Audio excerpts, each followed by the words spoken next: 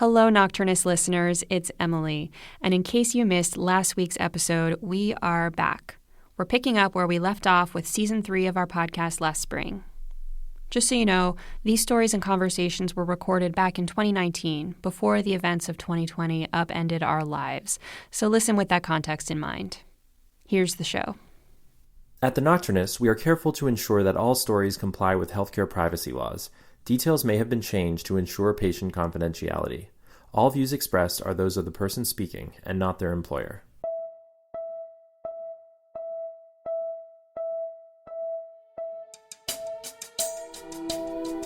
ICU doctor Cathy Humikowski got a second chance at life after her cardiac arrest. It was an experience that changed her perspective on medicine, the brain, and truth.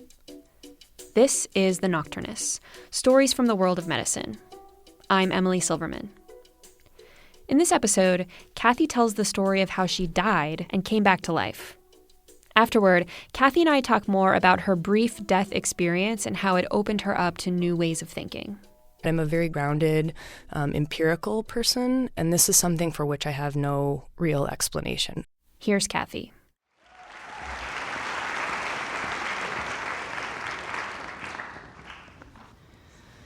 I'm in a coma, and the first thing I notice as I begin to wake up is a pain in my chest.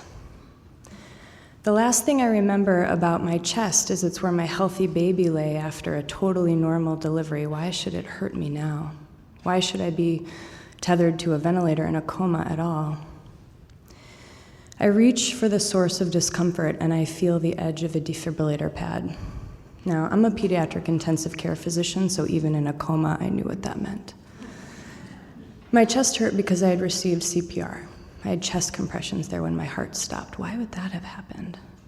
My husband didn't yet know the answer either. All he was told at that point is that I had survived and that I might still have brain damage. So as he waited for me to wake up fully along my bedside with some of our closest friends who are also physicians, they speculated out loud, what could cause a cardiac arrest in an otherwise healthy young person. And so when I woke up fully, among the first things I said, and this is totally verifiable and almost verbatim, I said something like, well, of course I had a PEA arrest. If you were hemorrhaging red cells, being resuscitated with crystalloid, what do you think would happen to your myocardial oxygen supply? So he knew I was okay. Even before we learned the name of what had happened, we were told later I had something called an amniotic fluid embolism, which is a rare complication of childbirth that's often fatal. Somebody here knows what that is. So in the weeks that followed, we didn't talk much more about my resuscitation. We were just grateful to be alive in the world together with our healthy baby. Even simple things like taking a shower, I would weep with joy that I could wash myself. There wasn't room inside of our home to talk about the physiology. But I'm an intensivist, so that's like my jam, So when I was getting ready to go back to work for the first time after maternity leave, that's what I was actually really excited to talk about, just really explore my resuscitation with my colleagues and kind of nerd out about it in like a super geeky way. And so I got dressed up for work. I didn't have a clinical shift for a couple of weeks. I was just going in for a meeting, but still I was excited. And I squeezed into this abdominal binder that was meant to protect the scar running down my belly, but also served like a girdle a little bit so I could get into some of my better pre-pregnancy work clothes. And for some reason I wore heels, because why not? My core had been totally destabilized, and I had to carry my work bag and my breast pump and my baby's bag and like my actual baby. But I managed not to faceplant on the way to daycare, and I got to work on time, even a little bit early. And I ran into my department chairman between the parking lot and the hospital, and he was so happy to see me. He put his arm out and he gave me this like sideways bro hug, and he said, "It's wonderful to see you here. How are you?" And I said, "I'm great. I'm as good as new. It's like nothing ever happened." He said, "Fantastic. Welcome back," and like slapped me on the shoulder and sent me on my way. And as I waited for the elevator, I realized I had just told the greatest lie of my life. Like nothing ever happened. Everything in my life is different since that day. Even now, 6 years later, when I braid my daughter's hair, I wonder who would do it if I couldn't. Why would I say that? Anyway, I went up to the ICU, and the conference room where the meeting was to take place was still empty, so I went into this little workroom next door. It's this tiny little room where the on-service fellow and attending do their work, but it's also where everybody else goes to just like gossip and chat. It's like the office water cooler, except if the water cooler were in a closet. And so when I walked into the workroom, it was already pretty crowded, and the group parted for me like I was sort of like a celebrity and like patted the seat on the only empty chair. Like they were excited to talk about my story too. I mean, I could have talked about it with my husband. He's a doctor too, but he's like a neurologist. It's not the same thing. So we talked about it the way intensivists talk about stuff, right? Like we use data and equations and numbers. So we dove right in. We talked about, how many units of blood had I received, and was that the best ratio of red cells to plasma, knowing what we know in the trauma literature? And, given my lactate, my hemoglobin, what could we speculate about my oxygen carrying capacity? And as we batted these numbers around, the fellow in the room, super good guy named Ronnie, he pipes in to ask for one specific number that I hadn't mentioned yet. He said, "How long were you down for?" What he meant, of course, was how long was the cardiac arrest. Everyone who practices resuscitation knows that's an important number. The longer the heart is stopped, the less likely it will restart, and the more likely there will be brain damage. But however important this number, it's not easy to know. You can't look it up in the chart like a lab value, so I had to speculate. I was told I had 1 round of CPR and maybe 2 doses of epinephrine, so I thought my heart was stopped for about 5 minutes, so that's what I said. To which Ronnie replied, "Psh, 5 minutes? That's not very long." And he turned away from my story circle to face like the computer or something that was more interesting than my short cardiac arrest. And my colleagues were astonished. They were like, "What is with you? This is our partner. This is our colleague, someone whose life was restored by the very science that we practice. Like, where's your humanity, man?" But I kind of understood where he was coming from on some level, right? Like I had just done the same thing. I had minimized it outside with my chairman. I had participated in resuscitations with Ronnie where he had rotated in and out of chest compressions on a child for the greater part of an hour. Why should my story be so amazing? And the truth is, as physicians, I think we all go through a transition at some point where things that once astonished us, events that at some point in our lives would have been terrifying to even consider, let alone bear witness to, events that can destroy or even end another person's life, become so commonplace in our experience that they cease to astonish us, and they become mundane. And that sounds terrible.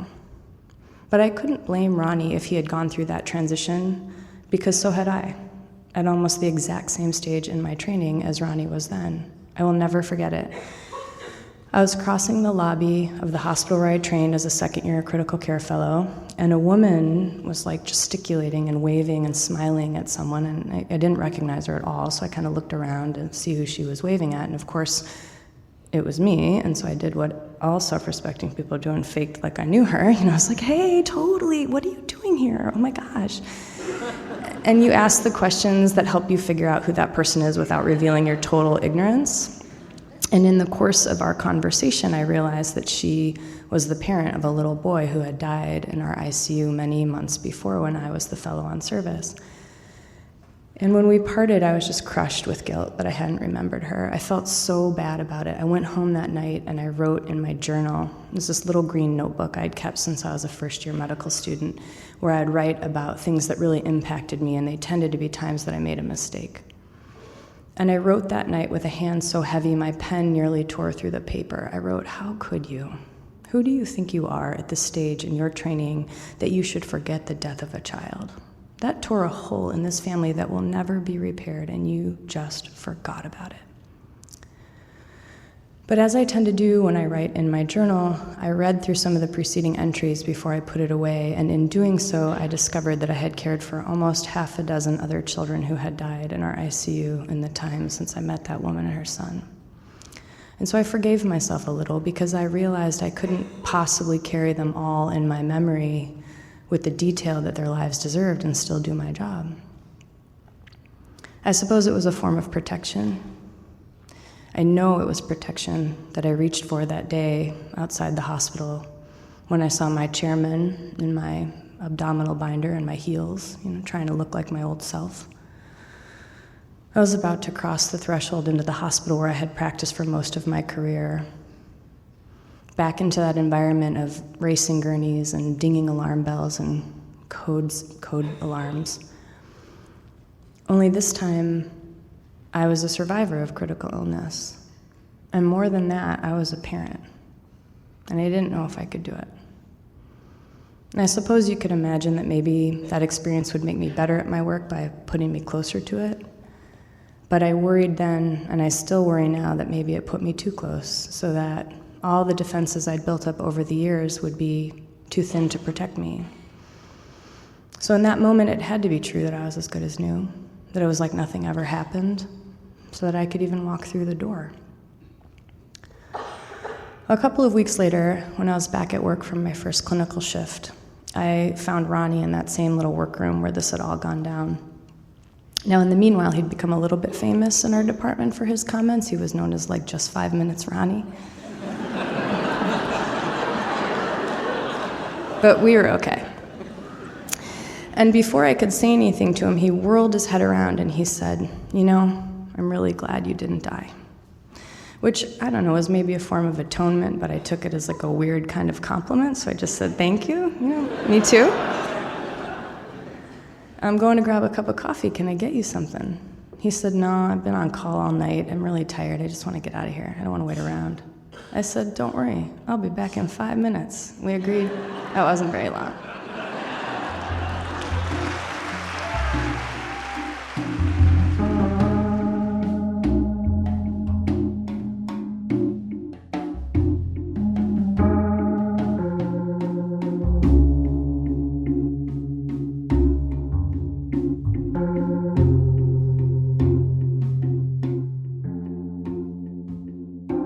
So I am sitting here with Cathy Humikowski. Cathy, thanks so much for coming in to speak with me today. Thanks for having me. So I wanted to ask you a bit about your path to critical care. I joined critical care actually in some ways because I thought it would be easier than my original career path, which is that I set out to become a pediatric oncologist. When I was very young, I had childhood cancer, and that was the reason I became a physician. And then over time, I realized that my own experience with cancer might put me too close, to that profession. And I will never forget my rotation on my oncology service as a resident. I was physically sick for a week because it brought back so much just visceral memory of that time. And I was like, maybe I'll pick something else, So I oddly picked critical care because I somehow thought it would be easier, which is weird. It's not, by the way. But it's hard now because I've also had an experience that put me really close to critical care. And so that same sort of intimacy with my profession is there in a way that I never anticipated. Before we dive into the experience of being a critical care doctor, having been critically ill yourself, I would love to explore a bit about what that was like, the actual process of having this cardiac arrest and everything that you went through. Can you tell us a little bit about how that played out for you? Yeah, I was actually thinking about that today because I think that my experience was very easy compared to the people in my family. We don't talk about it a lot, actually. I've almost never talked about it with my husband. My experience was I had a really beautiful, easy delivery, and I remember a lot of the details of being wheeled into the OR. I remember feeling, I think already, this deep peace that comes along with experiences near death, which it freaks me out to realize that I had the features of a near-death experience. But so there's this indelible peace and this calm, and I remember it permeating everything. And so even when I'm in the OR and they're pinning down my arms for art lines and I can see the monitor, and I remember saying, my blood pressure always runs low, don't worry. It's 70 on 30. I'm just about to go down. And I was totally fine. I was like, it's going to be fine. I never had a drop of fear. I just knew with every fiber in my being that I was going to be fine. And then when I woke up And it started piece by piece to come through from family members what had happened, little by little. I'm realizing, oh, this thing in my face that's preventing me from talking is actually a breathing tube. Okay, that's weird. And, this ache in my chest, wow, that's because I had CPR. That's weird. And eventually my sister, I think, was the first to tell me that I had to have an emergency hysterectomy and processing that. But I was still in this like shroud of peace, and the whole thing just felt very victorious. Even meeting my anesthesiologist and hearing from their perspective, that to them it was also this like good save. It was this great victory. But my family had moments where they didn't think I would survive. My husband thought he would raise our daughter alone. My sister, we had just lost my mom 2 years before, and we're the only family each other has. She thought she was going to lose everyone in her circle of life within a few years of one another. And so for them, I think that experience was much more traumatic than it was for me. And I think, relating that to my work now, thinking about the extended family of a critically ill person. Obviously, in pediatrics, we do that a lot anyway because we're always dealing with parents. And I think that's a little bit different than in adult medicine. But just the idea that there's this ripple effect for everyone involved around trauma like that. And so I think for me, that's been the piece that I really still have yet to explore, is what that felt like for my family. For me, it was like, woohoo, look at me, I'm okay. And that didn't stay that way. Months later, I think after trauma, people, that feeling of, oh my God, we made it, turns into, oh my God, we almost didn't make it, right? So there was anxiety in a period of time where I met with a therapist and things like that. But in general, my memory of those experiences is very positive, which is weird because it was the scariest moments of my closest family's lives, it's just a disconnect, I think, in that experience. There was one thing you said that I just I cannot resist asking more about just because I'm so curious about it, which is this peaceful feeling that you had, this concept of a near-death experience, or one might argue in your case was a death experience and then brought back. Because I've read a little bit about people experiencing this feeling of oneness and wholeness and unity and connection and peace and comfort, and almost the way that you hear people describe like when they're tripping on LSD or on mushrooms or something. And so I just have to ask you to open that up a little bit for me, because it's just something you don't always get to ask someone. Yeah, it was without a doubt the most powerful feeling I've ever experienced, and it's actually really hard to put it into words. And I've read other accounts of people who've had actual death experiences, and this pervasive peace is probably the most common of the features that people describe. And almost everyone says the same thing, like there really are not words for it.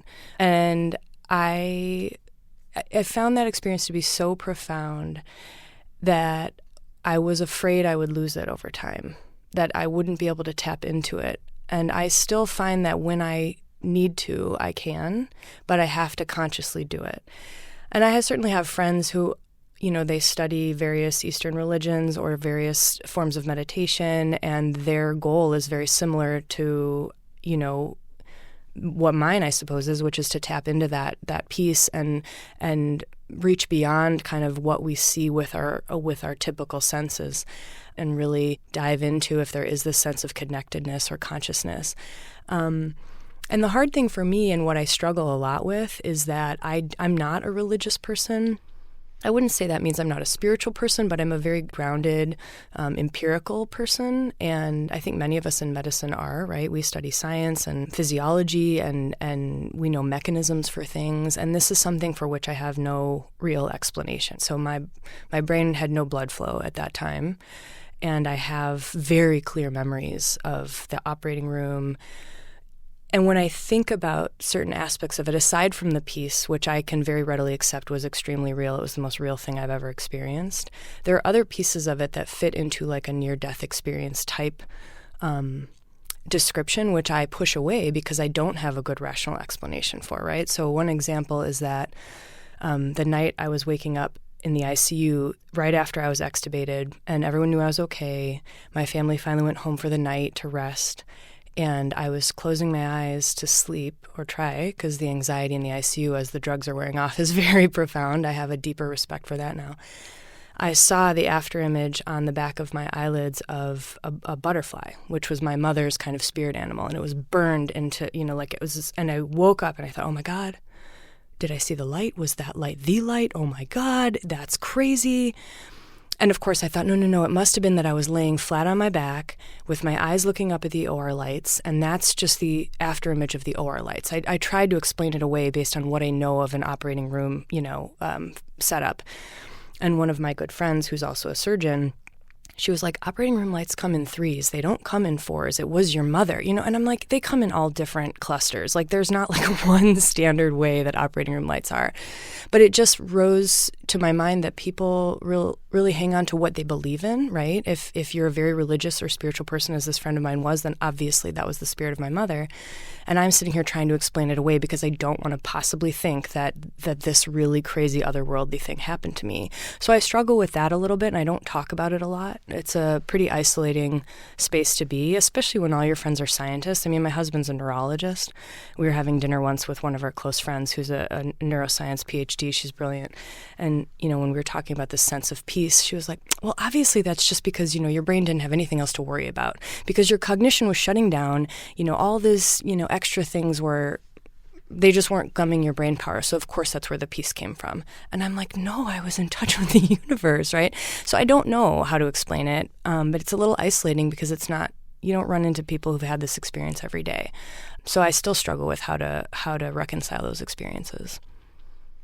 I definitely love science and love data and love evidence and love empiricism. And over the last year or two have noticed myself opening up to mystery a little bit more. And I think there's a variety of reasons why that is. But just really feeling humble about what we know and what we don't know, and, the universe consisting of all sorts of different things that the antenna of our brain may or may not be picking up on, and like really interrogating this idea of a collective consciousness and of the ego, and what does it mean when the ego dissolves. I too struggle with how to talk about that as a physician and as somebody who is so science loving, but also trying to open myself up to these other explanations. Yeah, I think we have to be honest about a gap in our knowledge, right? So it's very frustrating that it's either we have a scientific explanation for it, or we leave it to the realm of religion, spirituality, otherworldly mumbo jumbo, and there's nothing in between. And the truth is, we don't really know, right? So all the theories that have been put forth about why people who have had similar experiences at the edge of death, right? Whether it be a light or a tunnel or all of these things, was it hypoxia? Was it, whatever these mechanistic explanations are, they've never really been tested or proven, right? And it's an especially palpable gap, I think, for physicians because we do navigate that spiritual space and that humanistic space so much. And yet it's very neglected, I think, in our training. And I think that's a big, big gap that I'm hopeful that the sort of next generation of physicians will start to help close the gap.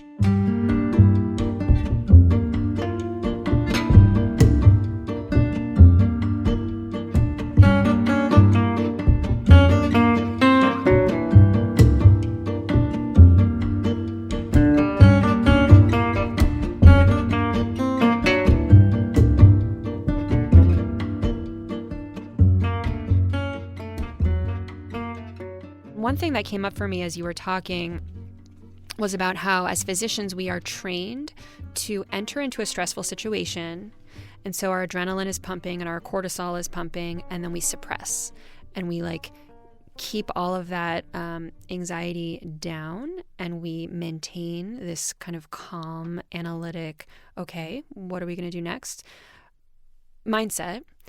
And that's certainly how I was trained in residency. And I noticed that now in my ordinary life, I don't really feel my stress that much. And, I'll say to my husband, I actually don't feel that stressed about this, but why is my ear ringing? Or I actually don't really feel that anxious or feel that stressed, but why are my muscles clenching up in this way? And how cognitively we override it. And then the idea that it's the body that takes the beating, and how the body knows, or as the famous psychiatrist Bessel van de Kork says. The title of his book, which is all about PTSD, is The Body Keeps the Score. And I was wondering if you've thought at all about that, like how as physicians, if we're constantly overriding this stress, do we think about our own bodies? That's such an interesting question. I mean, I have two anecdotes about that. One is that when I was starting medical school and everybody was like, aren't you stressed? I was like, no, it's going to be fine. It's like I've wanted to do this my whole life. But meanwhile, I had like bloody diarrhea and hives like the week before medical school. I'm like, no, I'm not stressed at all. What do you hand me my Benadryl? And then the other is just recently I don't feel stressed right now, or at least I don't think so. I'm in a pretty good place with a balance between, my family at home and the way that I work now. And I went and saw the dentist, and he's like, you're cracking your teeth from all the grinding that you're doing at night. And I had to have my teeth filed down because I was chipping into them at night, and my whole neck and shoulders were tense. And after my cardiac arrest for months, I slept with my shoulders and my neck all tightened because at night is when I process that trauma. So there is this very real way that we abuse our bodies without even realizing it. I mean, sure, physicians are notorious for not sleeping enough, not drinking enough water, drinking too much caffeine, all the things that are unhealthy, having a granola bar as your only meal all day. That is if you're on the healthy side versus people who either don't eat at all or get French fries at the cafeteria or what have you. So we don't care for our bodies. And then, as you said, the stress has to get processed somehow, and it's not at work, and we certainly don't want to take it home with us. And so we do it in ways that we don't even realize.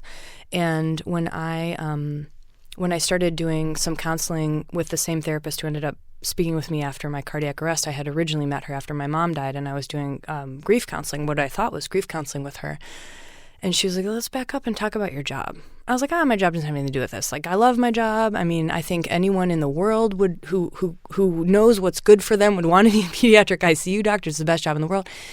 But as I'm describing to her what I do, she's like, you realize that you process trauma every single day, that your job is a trauma. And I was like, mind blown by hearing this. Like I couldn't, and I think of myself as a pretty insightful person and pretty self-aware and pretty introspective. And I was like, whoa, that's right. I mean, I see children die. I see, and this is, at the time I was practicing at the University of Chicago in the south side of Chicago, lots of penetrating trauma, lots of diseases of social injustice, lots of poverty, neglect, gang violence, like very bad things happening to children. And we see it every day. It's just part of our normal.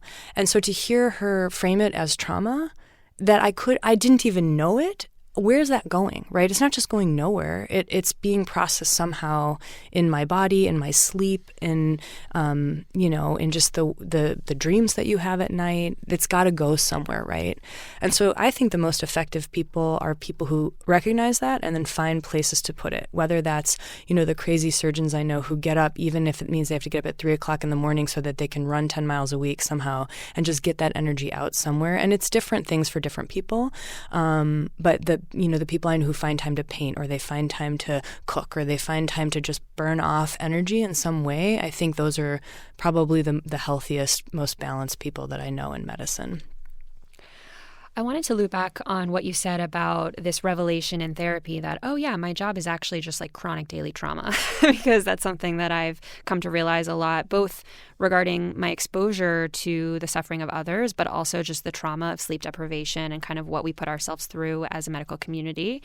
And as I mentioned, I've been diving a little bit into the PTSD literature, and I'm by no means an expert in PTSD, but listening to this interview with the author of the book, The Body Keeps the Score, he talks not just about the body, but also about actually storytelling and narrative and how that can be used to help us process trauma. And in this recent interview I heard with him, Dr. Vanderkolk, on Krista Tippett's On Being, he was saying that if you take a group of men who were off at war and you look at who has PTSD and who does not, the men who don't have PTSD are the ones who have been able to integrate the war experience into their life story in a way that feels constructive and feels productive. Like, obviously it was terrible, but I made great friends and it was a growth experience and I traveled and things like that. Whereas the people who have PTSD are not able to integrate it into their life story in that way, and that they remember it more as like very visceral fragments. He gave the example of, for example, children who have been dealing with sexual assaults at a young age, like, will often remember the wallpaper in the room when they were being molested, and like just these very kind of snapshot sensory details. And it stays like that over years, and they're not able to integrate it into a story and kind of weave it into their life. And so I was wondering, as physicians, if we're going to call our jobs trauma, which I don't want to overuse that word or throw it around in an irresponsible way, but I think there's a case to be made that as physicians, we do have secondary trauma in our job. Like, how do we then integrate that into our own lives in a way that's adaptive and not get kind of stuck or hung up on these, like, how do we just be less stressed about it all? Yeah. I think, one of the ways, as you said, in terms of telling stories, one of the ways that I'd always processed my traumas at work without realizing they were traumas was by talking about them, often with my sister, who's always been my sounding board. But people don't like to hear about really sick kids, right? It's really hard for other people to digest. And, she's always been very generous with listening to me, but there'll be times where she'll be like, listen, I can't talk to you about work right now because neither of my boys are within eyesight or earshot of me. I don't know that they're okay right now, so I can't actually hear this for you, right? And so I think that some physicians probably process their stories at home with their partners, with their loved ones. Hopefully people pick many people in their lives to process with, because one person can't always be that receptacle, right?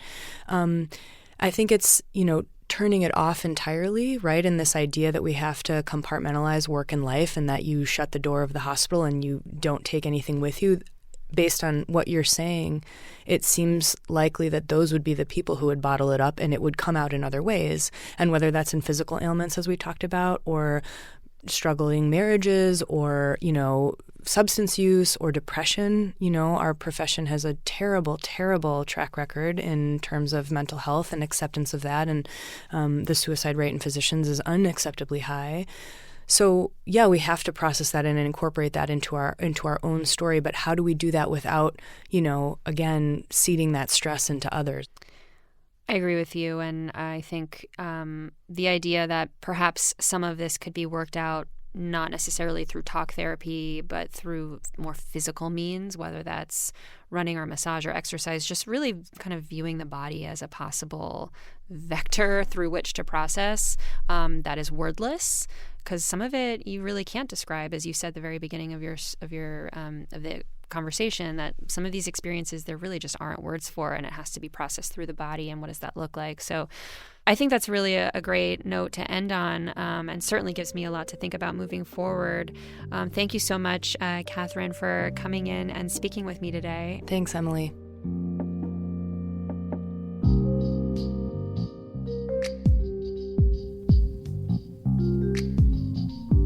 That's the final episode of Season 3. Thanks for listening. If you're craving more Nocturnist stories, don't worry. We won't be gone for long. We'll be announcing a new project in just a few weeks. Until then, we're relying on the support of our listeners to make it happen.